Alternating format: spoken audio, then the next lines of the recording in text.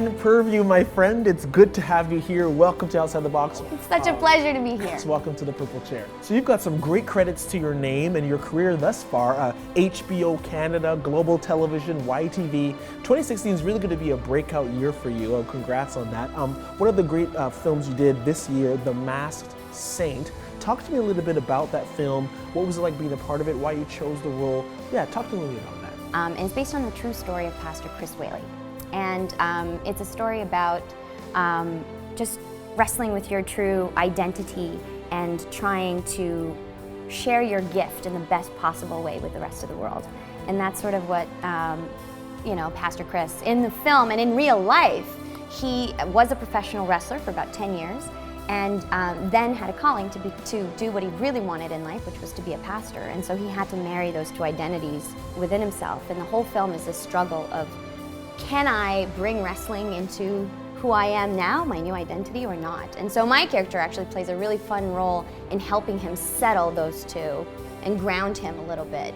Being part of a faith-based film, which,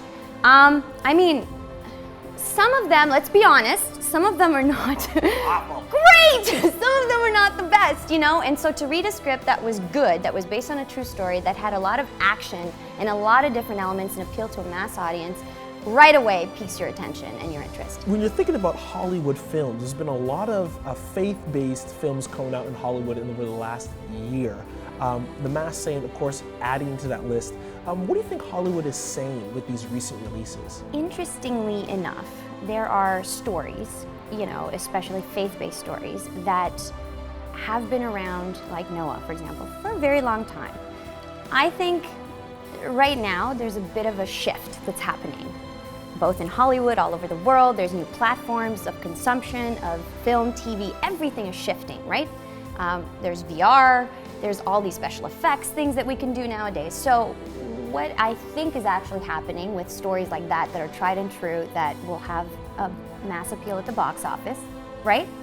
They will make money. They're sure money makers because people know the stories and they want to see them done in another way, in a new modern way. So I think while it is a good way to make some sure box office for Hollywood in many ways, I personally enjoy seeing the positive content taking a brand new light in a modern way. Like, I grew up Christian Orthodox, so I went to church and I took a lot of who I am today is based in the lessons that I learned as a kid, that I absorbed as a kid, and how they, pique your interest and your imagination, and how they make you think about the world, because it's not just, when you go to church, it's not just the community, right? It's also the lessons, the life lessons that you take away that are most important. So you've got some great films coming up.